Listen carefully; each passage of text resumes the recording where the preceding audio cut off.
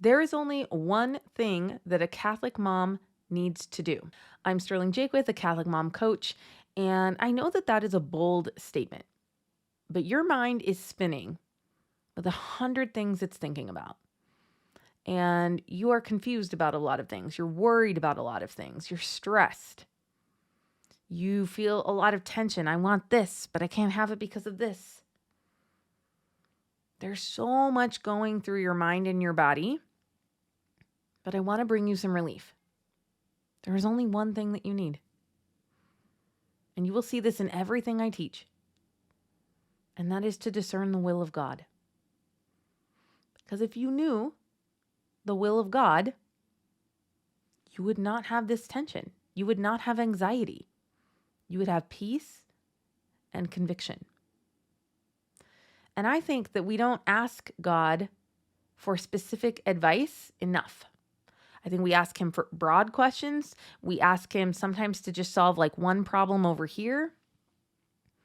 But I don't think we do a good job of asking him and laying each area of our life in front of him and saying, show me, Lord, what your will is for me in this area.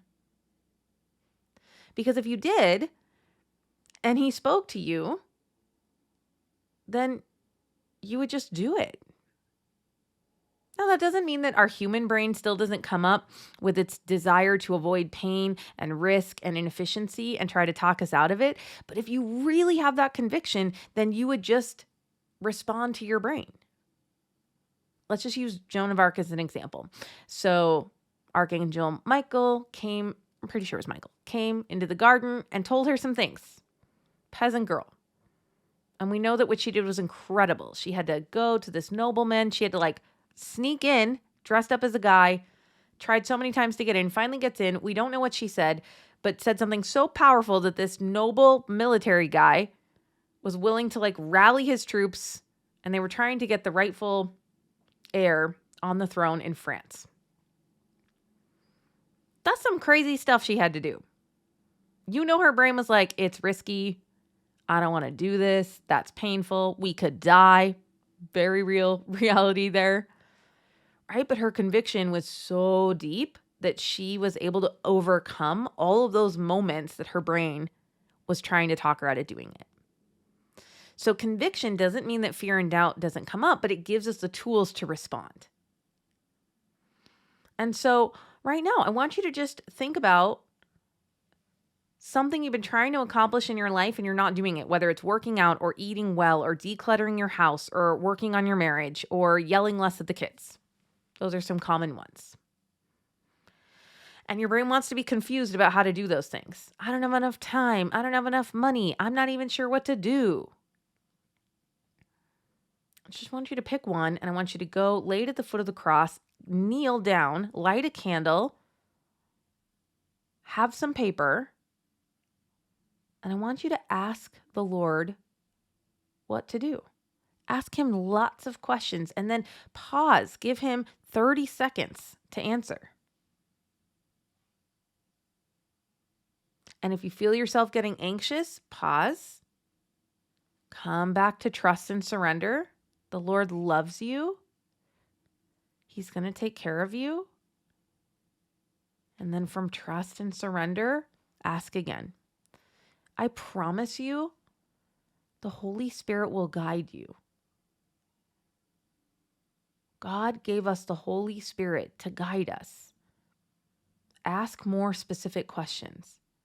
And so today, on January 15th, the responsorial psalm, I think, really just highlights this. So the response is, "Here I am, Lord, I come to do your will." And to me, that's kind of a two-part thing. It's one, coming to your prayer life and being open to hearing God's will. And then when you wake up and you live out your day, it's the same thing. It's here I am, Lord, come to do your will. With this work, as a mom, in my home, for my body. Just knowing deep in your bones what he wants you to do and having the simple humility to just do it. because your brain's like, hey, but we'd really love to freak out over here and waste a lot of our energy on that. But when you have conviction, you just go, nope, God said, I'm going to do this. I'm going to figure it out. Right? Because if I gave you something broad and I said, okay, you need to improve your marriage, of course that's too broad. But you could sit down and you could say, what are some things that I'd like to see that were different? What would I call that? What skill would I need to cultivate to improve that? You could figure it out. So in the responsorial psalm, it continues, I have waited for the Lord, and he stooped toward me and heard my cry. Bring that version of you to your prayer life. On your knees, empty, give him everything. He will stoop toward you and hear your cry. And he put a new song in my mouth. I love how life coaching and psychology and science always backs up the Bible, right? It's not the other way around. This isn't new. Me talking about how your thoughts create your results and what you think about changes what your life looks like is just this. He put a new song in my mouth. When you discern the will of God and you hear what he has to say, and then you think about that, just like Mary, you keep those things in your heart, your life will change. Sacrifice or offering you wished not, but ears open to obedience you gave me. I think we are sometimes scared of obedience, but I'm telling you, if we are obedient to someone who loves us and knows what's best for us and has laid that out, it doesn't feel scary. It is written scroll, it is prescribed for me. In the written scroll, it is prescribed for me to do your will. Oh my God, it is my delight. Again, the only thing you need to do is discern the will of God. And it will be your delight. Trust me. Trust him. Trust what is written in the Bible. Here I come, Lord, to do your will. Thank you so much for listening, and have a blessed day. I hope you enjoyed this episode of Catholic Mom Mindset. To learn more about growing closer to the Holy Spirit, check out our free resources at madeforgreatness.co. Thank you so much for listening, and have a blessed day.